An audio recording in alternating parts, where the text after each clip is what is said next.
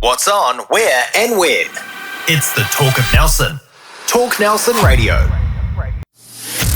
The Mako Rugby Roundup. Welcome back to another episode of the Mako Rugby Roundup. I'm your host, Chris Butler, and as always, joined by my co-host, Les Edwards, and he's back. I think you can't say always about me. Laden with whitebait, Sean. Is Pockets that right? full, mate. Pockets full. Yeah. Looking forward to the fritters. Yes, that's right. That's right. It's going to be a Fritter Friday this weekend. Look, the whitebait won that competition. It was good to get away and just sit on the river for a bit. Yeah.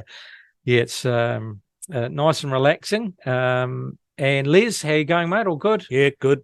Thank you. And happy to have Sean back to take the take the heat. Yeah, the hard hitting comment.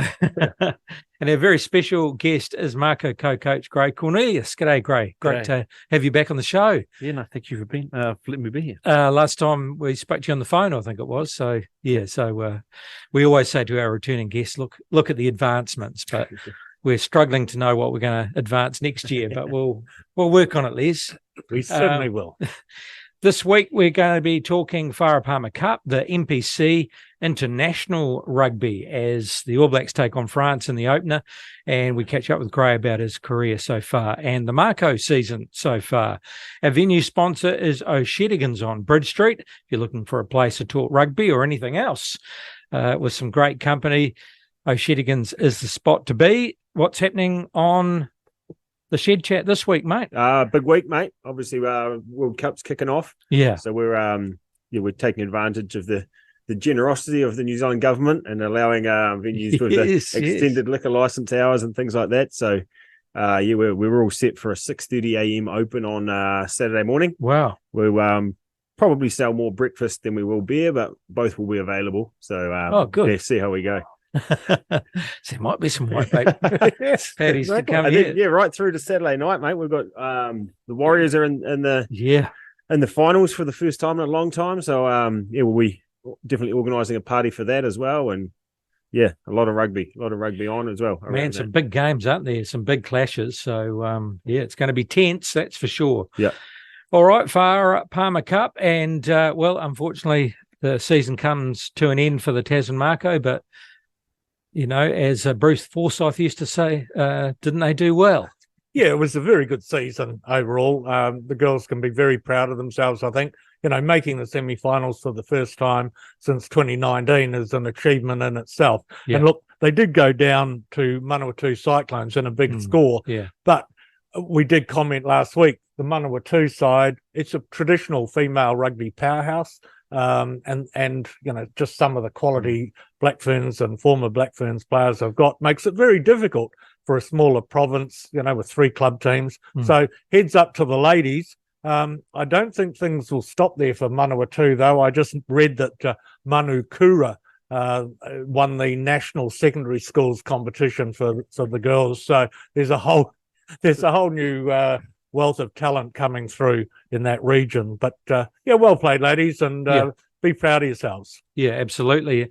You've had a bit of a chat to Mel over the season, Gray. Yeah. And the girls advanced, in your opinion, this year? Yeah, absolutely. And they're putting in some good work on the training pitch. Get to watch them a wee bit. So they've done well to get to that semi-final stage this year. Sure. Oh, well, they can certainly pat themselves on the back and look forward to next season for sure. The Bunnings Warehouse NPC, and after a couple of hard, tough losses, then a close win against North Harbour, man alive. I looked at the score at half-time and it was like, is that full-time? Oh, no, it's only half-time. So what happened there, Gray? Just what did they have for breakfast, and can you get more of it? Yeah, no, I'm not quite sure what they have for breakfast, but we'll be ordering more of it. No, it was good. The boys had a really good week preparing, so we prepared really well. And I think seeing Manawatu's results, obviously against Northland and then again against Auckland, kind of really dialed us right in. And we knew we were going to be in for a tough game. And I think, it was good, T Park at home in the sun, and the boys sort of felt a bit more freedom to play and express themselves. And I think, the result speaks for itself. So hopefully more of the same this coming weekend. Yeah, absolutely. Do you think that was a case of just it all coming together on the day, or I know that there were a couple of tweaks in certainly the backline lineup, but some were forced, but some tweaks by yourselves as well. So was it that working, or just things starting to click, or were Manawatu a bit tired, or were they just as fired up? Well, it's probably a combination of everything you just said. Is that right? But rugby's a funny game. Momentum's a funny game. It was only a couple of weeks ago when we went up to Northland and we weren't quite there mentally, physically, and they were on. So things can change pretty quickly. But like I say, we had a good week preparing, and boys were fresh. Obviously, that Storm week's pretty tough. Playing 3 games. As much as you don't like to highlight that to the players or dwell on it, it is really tough. Mentally as much as it is physically. So I think we had a good week last week, and we had a bit of time off, bit of time away from the game, and that freshened the lads up, and I think that showed in the weekend, a bit more energy about us. So yeah. What were your thoughts, Les? Oh, look, I think after they scored first, our boys really settled into their work. Ethan Blackadder just showed his All Black class. He led our forward pack. He made 2 massive busts. He was well supported by his team. The tight 5 did their job at wearing down the Manawatu pack. So I was very pleased to see Ethan getting 60-odd minutes and performing so well. It was the back line that pleased me. I really liked watching Shun Miyake running the show at number 10. I think he's a tidy rugby player. And to open the second half with a run to the line and scoring was particularly good to watch. Again, the Mako Springer move to fullback, paying off in spades. And Timothy Tavanawai continues to be just an absolute force out wide. So, yeah, it was a good attack performance against Manawatu. Yeah, I think that's it. Like most people, probably just waiting for the boys to click, and they sort of put it all together. We know their attacking strengths and things like that with the guys we've got, and maybe over the last few weeks lacked a wee bit at set piece and things like that. But I think Ethan's return, you sort of it may have been tied in with the week off, but it certainly looked like it lifted the boys that extra bit, and got the job well done. May it roll on. Debut number 10. Talk about baptism by fire, but gee, he did it well, didn't he? You're referring to Shuni? Yes, Shuni. Yes. Yeah, we've had our eyes on Shuni for a while now. We've had a bit to do with him through the age grades, and he's a very tidy footballer. And I think, as you get up the levels of rugby, it's less and less about doing the X factor stuff and more around just being able to know his core job. So I think really pleased for him around his ability just to kick well, pass well, and he made his tackles, and and that's as hard as it needs to be for him. He's got all these quality players around him. He just needs to get in there and nail his role, and that was pleasing to see. And but it's the old story, the old adage, it starts up front. So having go forward with the likes of Ethan and a few of our other type forwards, I thought a guy like Mike Curry came on and carried really hard for us through the middle, and just getting us over the gain line just allows a guy like Shuni to release the likes of Mako and Alex and Levi and Jim and all those lads who we know that they can do, but they need the ball on the front foot, which our forwards provided for them in the weekend. Yeah, good. On to Taranaki. So this Sunday, 2:05, another afternoon game. Hopefully nice dry track. And what do we know about Taranaki? And what do you? Well, I won't ask for your tactics, but what mindset do you have to go into this game with against Taranaki? This is we've kind of looked at this as a real good test match to see where we're at. They're actually they're quite a unique team. They play a different attacking style, and even defensively they paint some different pitches as well. But their results speak for themselves. I think they're sitting second on the table. Big, physical, uncompromising up front. And we're really excited about it because, like I say, that they do things slightly different, a wee bit unorthodox, but it's very effective for them.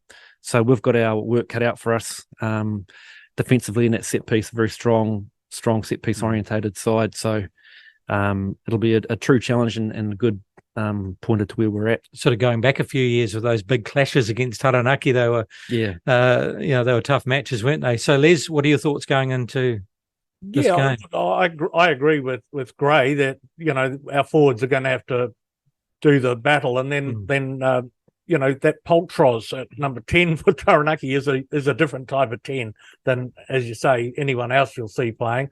Kind of looks ungainly, but is very effective. Yeah, so win the forward battle and slowly, get into our work. We've got the same record, but both 4-2, but they've got a 4-point advantage on the table because obviously they've been able to get plenty of bonus points. And so I'm looking forward to it. As you say, we've always had some epic games against Taranaki, going back to 2012 in my memory, and subsequently. So looking forward to the game very much. Yeah, exactly. I think they're two similar teams in the sense that we should see a lot of attack, and both teams like to run the ball. I'll be interested to see how the lads get on with at set piece against these guys, lineouts and scrums, and I think if we can nail that, we'll go a long way to upsetting them up there. Yeah. Good stuff. We certainly look forward to it. Just a reminder, that game on Sunday, 2:05 in New Plymouth, and you'll be attending, Les. So yeah, I'm going to go up and support the gang and enjoy some hospitality at the park and make myself heard. You might see the odd woohoo, if he gets hold of a mic up there. Hospitality. Where are you getting your hospitality? Not what you know. You're with the Mako Rugby Roundup, and yes, the Rugby World Cup. It kicks off this weekend. Very exciting. So just when you think, a season's getting pretty late, we've got a whole new tournament to go through. So it's been a big year for sure.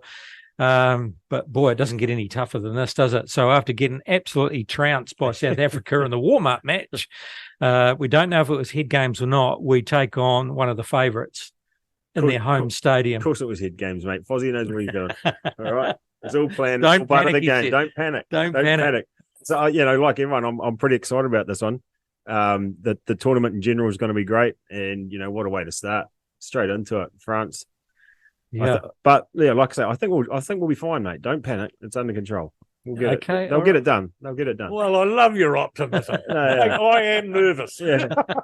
You can be nervous, but so Gray, are you nervous or are you optimistic? I'm always optimistic when it comes to the All Blacks, mate. Yeah, always we have to be. They'll be fine. Yeah. Well, there you go. No controversy. Well, I think either way, I'm not going to go into this match with big expectations because either way, we either play South Africa or Ireland in the quarters. Yeah, there's no easy path, mate. And I think that's why Fozzie said, "Don't panic if we lose." Because I would have thought it was a bit odd to me how we go from playing, such good rugby into that South African side. And so were South Africa just that much better? Was it just the start? I mean, we've seen in NPC those changes in the scoreline, like North Harbour, a big score against you guys, and then you turning around on 1 or 2. So, if things go right, the scores can get up there. But at the same token, it's it's a brick wall that they're running into these days. It's big in World Cups. It's all about big defence, isn't it? And it's very hard to break that line. So it's going to be the team that has the ability to do that. And both France and all the All Blacks could do that from anywhere. So I just worry about their size, and them doing what South Africa did to us. But we've got to counter that, don't we? We've got to get that ball. Yeah. You got to mate. As long as we don't get another red card, if we avoid the red cards, we'll be all right. That's a very good point. As much as it was obvious, but it makes a huge difference. And trying to play a team like South Africa, a man down. It wasn't only that too. I think there was a yellow as well. Right. At one stage we're on 13 and we're defending our line, and the juice that it takes out of players' legs, you can't underestimate that. And the All Blacks were under the pump for 10, 15 minutes there. And I think the back end of the game, they probably paid a wee bit for that. And that's such a little thing, but it had a massive effect on the game. Yeah, because we did show signs of breaking the line towards the end of the game, didn't we? But as you say, that the legs might not have been there. But also their adaptation to the refereeing I think is going to be a big call, because we got it totally wrong in that first 15 minutes, didn't we, on our line? Oh, penalised the heck out of us. Yeah. The English referee did, but probably rightly so. Our timing was a bit off with defending the line-out mauls. But to your point, Sean, any team that can avoid a red card is in the box seat, and any team that concedes one in a game is most likely to lose, because it is just too difficult at this level to play 14 or 13 against 15. Yeah. Mm-hmm. Fiji is going to be the one to watch, isn't it? I think there's going to be a few upsets. So England have got Argentina, so that's going to be a game to watch out for, because that could be an upset. And Fiji against Wales, is that right? Yeah, pretty sure on the draw. First round. So that could be another upset. Is it? What are we thinking going into the quarters and semis and finals? Is there any team that you're picking?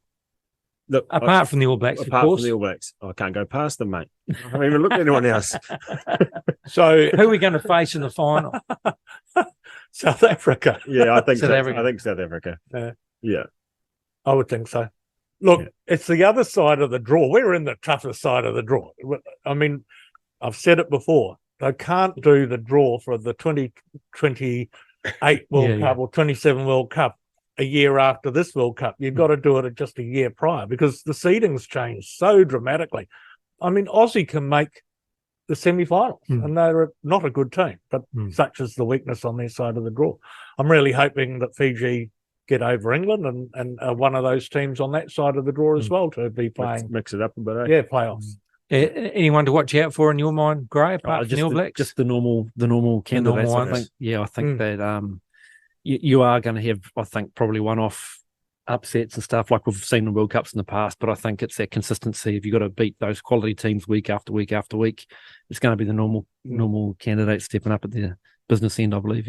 Yeah, isn't it interesting that one of the big guns, either All Blacks or South Africa or Ireland, could be going home in the quarters, so that's going to make life very interesting indeed. So you're going to make a tip on that, Les, or you're not going to hang your hat on anything? I can't tip against New Zealand. I have my concerns. That's Chris. He's got no worries doing that. No, well, I think the first game, and this is the thing that Fozzie has been talking about, is, are we guilty sometimes of getting ready and firing at the start of a tournament, whereas other teams, like especially England, don't play so well, and then they build to the final. And was there a lesson out of 2019 around that, or do you just go and try and win every game? 2019, South Africa lost their opening game to Japan and won the tournament. Yes, that's right. Yeah, so don't panic, folks. That's what they're saying. It's under control. You're with the Mako Rugby Roundup, and our very special guest is Mako co-coach Gray Cornelius, and we welcome you to the show, mate. You've played senior club rugby for the Harlequins and Awatiri, and for the Marlborough Red Devils. You've coached the Marlborough Boys College First 15 and has been part of the Mako coaching setup since 2019. So talk us through the playing days and what positions did you play back in the day? It's probably not that much of an exciting story, to be fair. No, bit of a white battler. No, I was a half white battler. Yeah. Back in the day, I was a halfback come first five, so flitted between the two, mainly halfback, goal kicker, and like I say, a bit of a battler. There was nothing too spectacular about me, and lucky enough to play for Marlborough for a few years, and and got a couple of seasons overseas playing in the UK in Ireland. So that was an awesome experience, but that's about as exciting as it gets. So what clubs did you play for? And I played for a club over there in Ireland. I played for a club called Instonians, which is based out of Belfast. And then later on, I went over and played for a club in Derby, which is in the Midlands in England. Right. Yeah. What was it like playing footy in Belfast? It was brilliant. Yeah, no, this was quite a long time ago, actually, as well. So there was still... there was still a few troubles going on at the time. My brother's actually, he was over there playing and coaching. He's still there. He's been there for 20 odd years now. So it was an outstanding experience when I was pretty young back then, maybe 21, 22. So it was kind of still a new thing for a guy from New Zealand to go over and play over in Belfast, especially in Northern Ireland. So I loved it. Loved every minute of it. So Ireland v New Zealand will be an interesting conversation with your brother, won't it? Yeah, I've got a couple of Irish nephews. So right, yeah. So what we can gather, you played 37 times from Marlborough. Yeah. So that sounds you're on I the think button so. there, I don't Les. know, mate. I wasn't counting. And so do you have any special memories playing for the Red Devils? Anything that stands out for you during that time? I loved it. I loved every game. Like I especially liked when we got to play away and some of the places you went, like traveling up to Ruatoria and those places like that, or we're going down the coast as well, playing those sorts of teams. Lots of good fun, and they're always sort of two-nighters, and it was really, really good times. Yeah, enjoyed So, it. Good bunch of mates, and do you still stay in touch with them today? Yeah, absolutely. And I think that's probably the beauty of Marlborough and Blenheim. It's not a big place, so you're always bumping into people from around the place. And I've still got a good group of friends who I played rugby right through.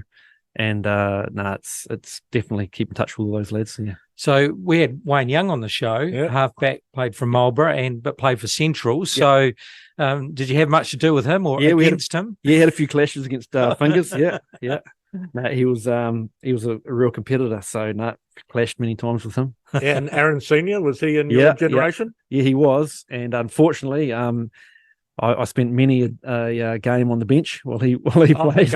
Because he played 100 games. He played over 100, so I was pretty much sitting there as the backup. But no, he's a good man as well. So yeah. Okay, so you then were a physical education teacher at Marlborough Boys College, and in 2009 you took over the head coach role of the first 15. So you coached the first 15 for about 10 seasons. Did it ever become repetitive?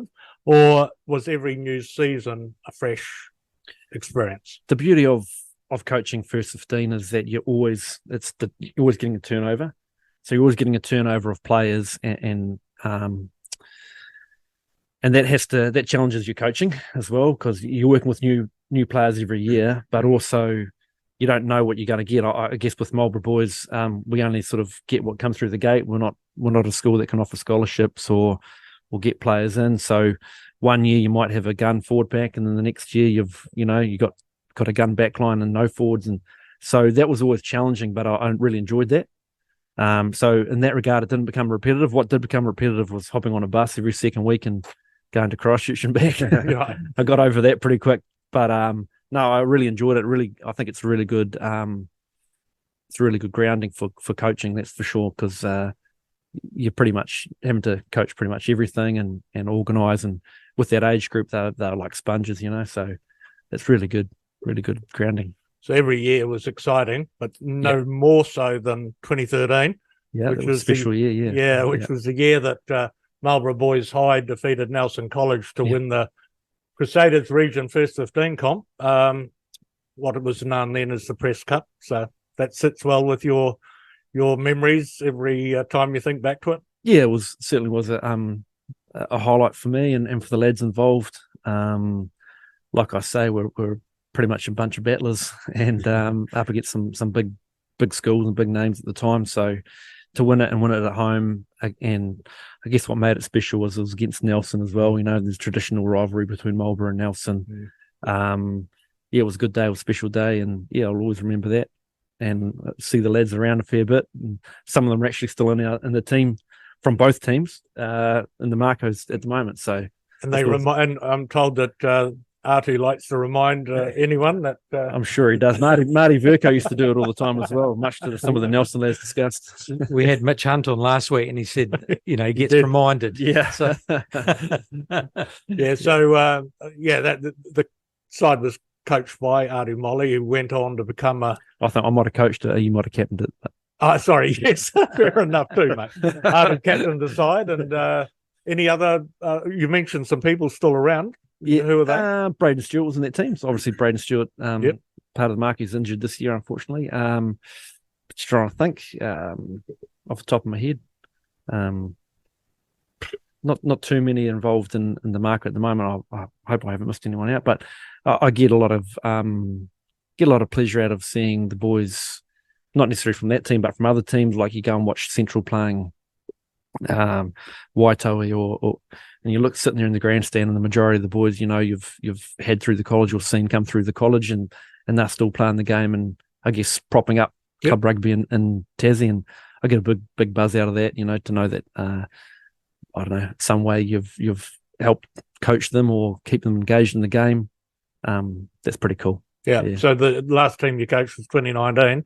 So some of those players would now be on the radar as well. Yeah, I think young Monu Molly, for example, he's with us now, and then you've got Sam Molly, who's over with Tonga at the World Cup. So seeing those boys play at that high level is awesome. But like I say, I get just as much of a kick out of seeing, 10 of the lads running around playing for a local club over the hills. It's pretty cool. Yeah. Yeah, mate. So far from 2019, you started coaching at the Tasman setup with the Bees and also the under 20s. Mm-hmm. What was the learning curve or the transition like from school level to representative coaching? Yeah, it was good. It was good for me as a coach. I think the major difference was, like I've mentioned before, when you're coaching young fellas, you kind of, they look to you as a bit of the fountain of all knowledge, and they don't know what they don't know. But I mean, I walked into the my first day, I walked into the Mako and I was looking after backs, and I looked around, and there's Dave Havili and Finley Christie and Will Jordan and those lads. I mean, I'm not going to get there and tell Will Jordan how to play fullback or Dave Havili what he should be doing. So that changed. It's kind of more of a, I guess, bit more of a facilitative role and organising and maybe giving the odd tip or having the odd conversation. Whereas I guess when you're at schoolboy level or whatever, you're actually doing a lot more coaching per se. And saying that, the fundamentals are still the fundamentals, like how you kick a ball is the same whether you're 13 or 30, right? So some things don't change, and that was the other thing I learned a hell of a lot too, is even at the Mako level or higher, the basics still rule. You've still got to know your fundamentals, and you can't ever not stop training them. So it makes good sense. Yeah. You teamed up with Dan Perrin with the under 20s first of all, and then obviously moved on to both co-head coaches for the Mako. Yep. You obviously get on with Dan pretty well. Yeah, no, I do get on very well with Dan. No, it's I think it's good because we kind of balance each other out a fair bit. Like as you know, I don't like calling him Dan. I'm just calling him Piggy, but he's a butcher and he's a front rower, so he's very straight up and down, and he calls a spade, and I think that's good for me because I'm probably the opposite. I'll probably get tied up in the detail a bit too much, and probably the other. So he keeps me on the straight and narrow, and we kind of balance each other out pretty well. And no, I've really enjoyed coaching with him, and the co-coaching model works really well for us, sharing the load. And it's been fantastic. He's a good man. Just going back to Marlborough, it looks like the local council are pretty proactive and accommodating over there, and you've got many training fields and the hub building at the town end of Lansdowne Park. It's an amazing development. So how good is it to have an administration home for rugby right there on the ground? Yeah, it's unreal. The building's fantastic, and the setup they got there now with the netball courts and the rugby ground and everything, and the new gym we've got there. You go there on a Saturday morning. I go there with my kids' sport, and there's just kids everywhere, netball, rugby, and then in the summer it's softball. So it's awesome little facility for our town. And I know they're putting a wee bit of work into the pitch. Number one pitch probably didn't respond as well as it has been over the last couple of years. So but they're being pretty proactive about that and wanting to get that right. So no, we're very fortunate to have that facility, and a lot of other facilities in our town as well. Yeah, I think you're fortunate to have a council like TDC is so proactive and prepared to invest in infrastructure and get things done. It amazes me. There was that bridge leading out of town to Picton that all of a sudden the plan's there, and then it was built. The massive roundabout when you're coming in from Nelson, it was a plan and then it was built. They don't muck around, do they? No, it's good. It's good. Take note. Don't go there. So you've got the gym right on that facility. So from your observations, that talent pool, taking advantage of those facilities, do you see that flowing through, from those facilities being quite beneficial? Or I hope so. Like, there's no excuses now. That I guess there's always been a little bit of a feeling of lacking the facilities or the infrastructure over there, or the time or the energy. But I think that's there now. That all the foundations are there for it to happen. So it's really up to the players to take advantage of what's put in front of them and have that real go get it mindset. But yeah, there's no excuses. And as far as talent goes, the talent pool in Marlborough, what's your observations of that talent coming through to that higher level? Yeah, obviously the first 15 had quite a good season this season. They finished 5th, I think, overall, and that was probably higher than the expectations that they've had, that they would have had, I'd suggest. So I know they put a hell of a lot of work in at the school. And obviously, like I said before, that they deal with what walks through the gate, and they try and develop what's there. I guess like most places in New Zealand, it's that drop off from schoolboy to leading going into club. That's the biggest challenge for, I'd suggest, most provinces in the country. So how they address that is that's the question for Rugby New Zealand, I think. So yeah, I think Wayne Young's on that committee, isn't he? He's talking about under-19s for review. And we spoke to Chris Little about that at club development level from Stoke, and they're talking about that, and perhaps some underage stuff going through the club scene a bit more. So that's that whole argument. I think that's the key. You've got to have a connection not only with your college teams but with your club as well, and because it's that brotherhood, that mateship, that fellowship that keeps you in the game. You play for your mates, to be with your mates. So I think the club connection's really important. I mean, not to bring in the round ball into this particular conversation, but FC Nelson have aligned with Nelson College. In the past, college was totally separate, but they've gone back to the way it used to be when I played.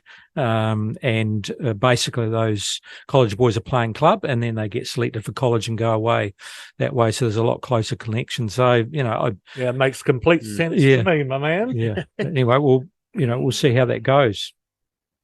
Last year, mate, if we go back to the Mako, sure. Obviously, not the greatest season for the lads last year. Do you mainly put that down to the pretty large injury count, or? Yeah, we've had a big review, or a big sort of sit down and have a think about that, and there was quite a few things that we put it down to, and some of the stuff we couldn't control, right? So like injuries, and particularly injuries in certain positions. We had we had a weather event which forced us not to be able to train for a week and a half. All these sorts of things that we could throw up as excuses, but at the end of the day, there was probably 3 or 4 key things that were in our control that we didn't quite nail, mainly through a wee bit of inexperience from us, but a lot of it was around our start to the season that we didn't get quite right. I think a unique challenge we had last year was we've always had players coming from the 5 super franchises in New Zealand, but then you throw in Moana, so we had a handful of players in Moana, we had a handful of players, we had a couple of players up in the States, we had players playing in the Drua, we had players at the Force, so trying to get all these players back and assembled and aligned was a challenge, and we didn't get it right, and that's on us as a management team. So we've done a lot this year to try and get that better and aligned, and so the lads can come in and get straight back into what we call the Mako way of doing things. And so far it's going good, but I think the proof will be in the pudding the next month. But yeah, we did a really thorough review and addressed some stuff around that. Yeah, in particular, mate, the locks, the stock and the locking department were particularly hammered. How proud of you of the 5 back rowers that you've been running this season? Oh, mate, extremely proud. One of our values is bit of Mako grit, and some of those lads have been showing that in spades. And we get a couple of new guys back this weekend, so that'll help out. But a guy like Anton Segner's been putting in massive minutes. I think he played every minute of every game in our Storm week. Max Six was the same. Quinn Strange was the same. So those boys really leading from the front. Very proud of them. Yep. Yeah, and a season like last year, I suppose it teaches you a wee bit in terms of the management group about the resilience and how to come back and reshape the boys to be positive for this season, I suppose. Yeah, and a lot of the lessons I've learned from last year are about being pretty adaptable as well. Best laid plans and all that can all change real quick, both on the field but off the field. So I think being flexible and adaptable, being able to move quickly and try and stay a step ahead, they're lessons that we've learned a lot of definitely staying positive and keeping the boys up and looking on the bright side of stuff. Absolutely, but we weren't far off last year. We were only and I think we're coming good we're just coming good, and had we got the start right, it might have been a different story. So. And having to adapt this year with number 10s, you're running out of number 10s. So. Yeah, I think Shuni ran out there. I think he might have been our sixth one, number 6 or 7. So again, it's just adapting and staying a step ahead, and there's no point whining or dropping the bottom lip about it. It's just sort of sucking up and getting on with it. And the guys that have been in there and had to play in that jersey have done a good job. It's just that they got wounded. You might have to take your boots with you, Gray, because you never know. We're not that desperate, mate. Trust me. Well, that does ask the question: who's backing up Shun Miyake? Are we going to see Kane Robinson back, Tim O'Malley back? Are we likely to see Mitch Hunt on the park at some point? Are your first 5 stops starting to be replenished? Yeah, the cavalry's coming. Good. Nice. Okay, so after 2 rounds, the opening 2 rounds with wins against Otago and a very impressive win against Auckland, the match against Northland was a bit of a shellacking. So after your reviews, what did you put that performance down to, and what did you know that you could do something about and correct it quickly? Put that down purely to our mindset. Heading up there wasn't where it needed to be. We anticipated what we were going to get, but if you're not quite there mentally in terms of your prep or execution of your role on the day, then as we've talked about already on this podcast, it doesn't take much to get it wrong. And a team like Northland, as we've seen, they're capable of knocking a few people over once they get their tails up, especially up there. And the conditions suited them. We get a couple of bangs early, and then all of a sudden momentum's changed, and so we addressed that, and we had to address it really quick heading into the game on Wednesday night, which was a Shield game. So although we didn't get that result we're after against Wellies, it was a hell of a game, that one. I think crazy amount of tackles were made, and a heap of rucks, and boys were pretty battered and bruised. So it was pretty high intensity, and that took a lot out of us physically and emotionally. So that's why I was really happy with how we came back against North Harbour, and to go into extra time and then hang in there with that Mako grit and get the result was really proud of that. We talked about that much last week, because they scored in the corner. But what was the coaching box saying? Sorry, what were you? Well, it was not long to go, extra time. You scored in the corner, but in normal circumstances, you're trying to set up for a drop goal. So what do you tell the players? Just play with what in front of you, or we had a set plan? What are you doing, boys? Don't pass it. No. We backed them. You backed them? Yeah. No matter what, no matter what 100%. Choice they make. Yeah. No.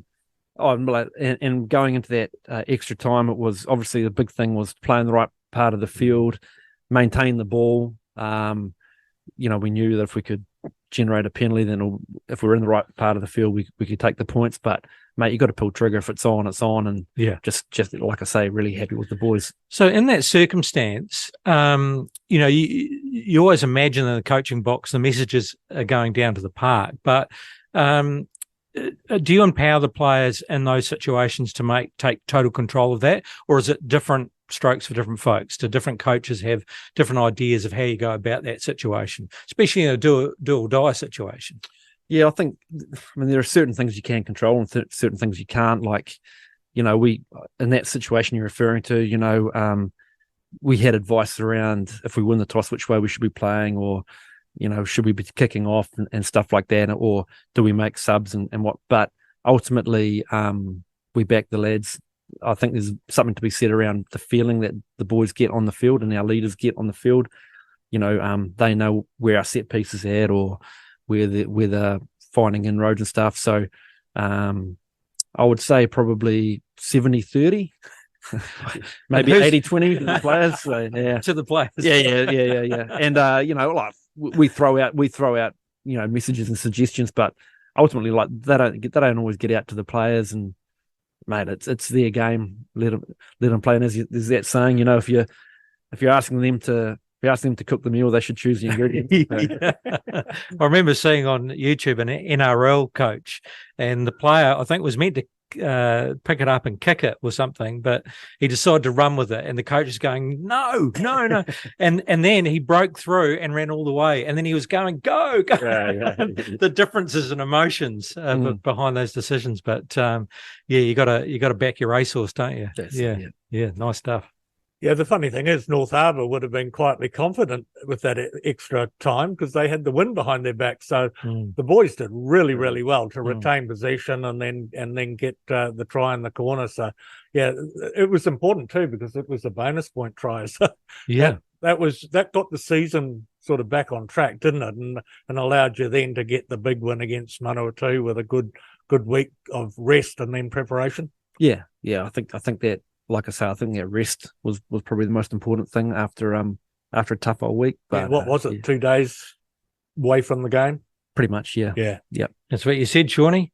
Exactly. Get them back home, rest them up, mate. Let them go, and then let them go. Yeah. There you go. And like you said, like Grace said, I think that that tackle count in that Wellington game and 3 games in a week, it's pretty tough. And then to get it done against Harbour was it's not a bad Harbour team. So the signs were all there, mate. Yeah. Good stuff. All right. Well, we wish you and the team all the best against Taranaki. Another big challenge ahead. That's on Sunday. And on a personal level, are you still in love with coaching? Do you aspire to go further on and above, or still in love with coaching? Absolutely. It's not a job. It's trust me, I've been in education for 25 years. This is not a job. So. Absolutely love coaching. I love coaching this team in particular. Real passion for Tasman, real passion for the players and the region. So, definitely there's no other place I'd want to be. And good stuff. I just want to carry on coaching for sure. Nice. Yeah. Hey, fantastic. You could come in and see us, Gray. No worries. It's great to have you in and get insights into not only your background and Marlborough Rugby, but also the mighty Tasman Mako. And we wish you all the best of luck for the rest of the season. No, thanks for having me in. It's been a pleasure.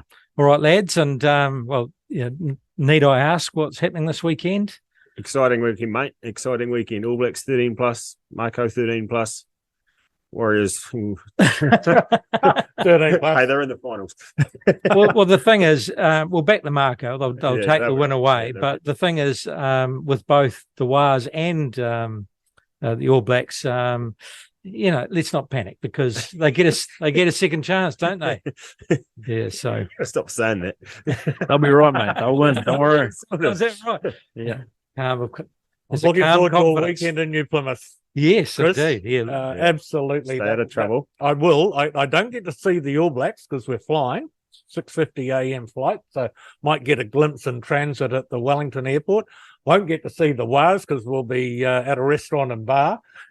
So you guys text me, please. Give me updates. What are you going to talk about on the podcast next week? Yeah, that's right. I'll have a look at the replay. Yeah. You want me to write the notes? Would you do that? Good stuff. Well, thank you very much once again, gentlemen. Thank you to our listeners, and we'll talk to you again next week. The Mako Rugby Roundup. What's on, where, and when? It's the Talk of Nelson. Talk Nelson Radio.